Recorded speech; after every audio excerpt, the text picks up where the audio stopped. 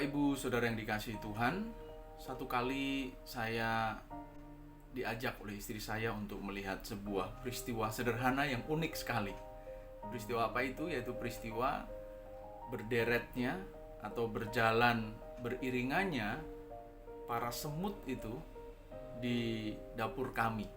Dia memanggil saya keluar dari kamar untuk melihat, lihat nih yang nih di dapur nih ada banyak semut itu berderet, dan berderetnya itu di atas kompor. Ketika istri saya sedang menyalakan kompor memasak sesuatu, saya heran loh yang dia cerita begitu. Ini semut kan mereka itu kalau berjalan berpapasan mereka saling ketemu, dan setahu saya memang kalau semut saling bertemu itu menyentuhkan antenanya, teng gitu, teng. Entah apa yang mereka ceritakan, entah apa yang mereka lakukan ketika mereka menyentuhkan antena mereka masing-masing itu.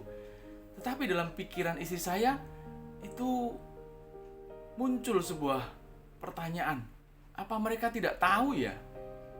Atau mereka tidak memberitahu satu dengan yang lain? Waktu ada semut yang berjalan dari arah api lalu kemudian bertemu dengan temannya yang berjalan dari arah yang berlawanan tapi menuju ke api itu, lalu mereka saling menyentuhkan antenanya.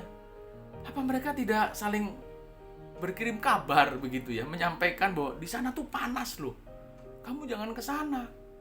Ya, tapi yang terjadi setelah mereka saling menyentuhkan antena, si teman semut yang dari arah berlawanan ini tetap saja berjalan dan mengarah kepada api yang panas itu, dan ujungnya mati itu semut-semut itu yang datang dari arah berlawanan dari temannya yang sudah katakanlah melarikan diri dari panasnya api. Terus itu sampai ada beberapa atau banyak semut yang mati hanya gara-gara mungkin dikasih tahu sama temannya sudah menginformasikan situ panas, tetap ngotot, tetap jalan dan mati, atau memang mungkin temannya tidak memberitahu.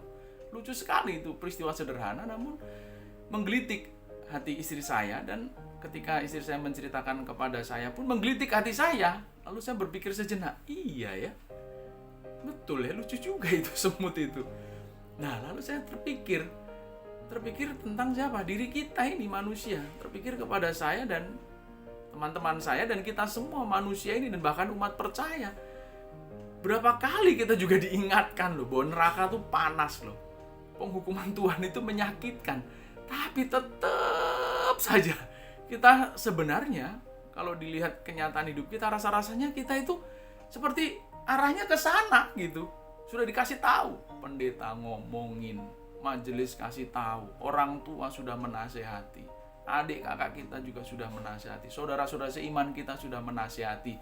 Jangan bro, jangan ses. Api neraka itu panas, tapi kelakuan kita masih mengarahnya ke sana loh. Menyedihkan sekali. Dan kalau sudah sampai ujung dan sudah tinggal sepenggal lagi, itu habis tuh, selesai itu. Seperti semut yang keras kepala, tidak mempedulikan nasihat, saran, dan pesan dari temannya. Semut yang mengabaikan nasihat dari teman-temannya. Nah, seharusnya kita itu kan manusia lebih dari semut. Tabiat kita harusnya nggak seperti itu. Ketika peristiwa hidup, lalu kemudian teguran dan nasihat orang lain mengingatkan kita, jangan lagi menipu, jangan lagi berdusta, jangan pergi ke tempat pelacuran lagi, jangan mengambil duit perusahaan, jangan korupsi uang rakyat, jangan korupsi jabatan, jangan korupsi uang negara. Uang negara adalah uang rakyat juga ya.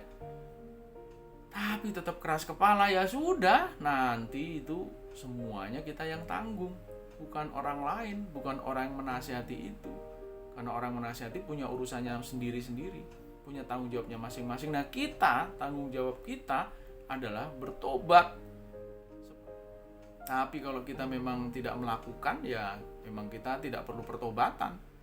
Tapi saya yakin hampir sebagian besar dari kita itu masih melakukan hal begitu, masih sering kali menyimpang dari apa yang Tuhan kehendaki. Nah, kalau ketika sahabat kita datang menghampiri kita dan menyentuhkan antenanya, menyentuhkan hatinya dan nasihatnya kepada kita, mari tersentuhlah hatimu dan sadarlah, jangan berbuat dosa lagi. Minta ampun sama Tuhan dan minta tuntunan Tuhan untuk mengarahkan kita kepada jalan kebenarannya. Dan Ibrani pasal yang ketiga ayat yang ke-15 itu menasihatkan kepada kita.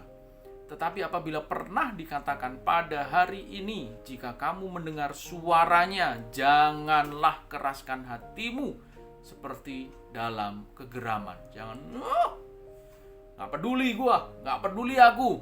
Sudah. Sampai satu kali Tuhan juga gak peduli aku. Kamu udah diingatkan sama Pak Pendeta, kamu sudah diingatkan sama saudaramu, kamu sudah diingatkan sama adik-adikmu.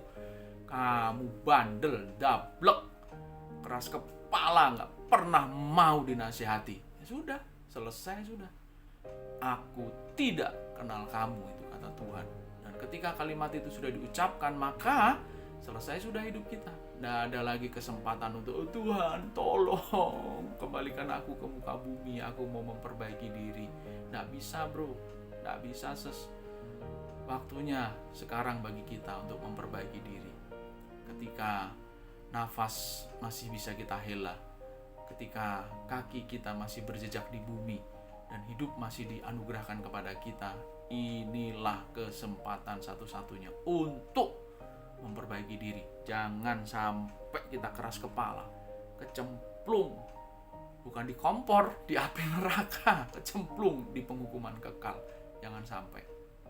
Bertobatlah dan jadilah benar di hadapan Tuhan. Selamat berjuang. Tuhan Yesus memberkati.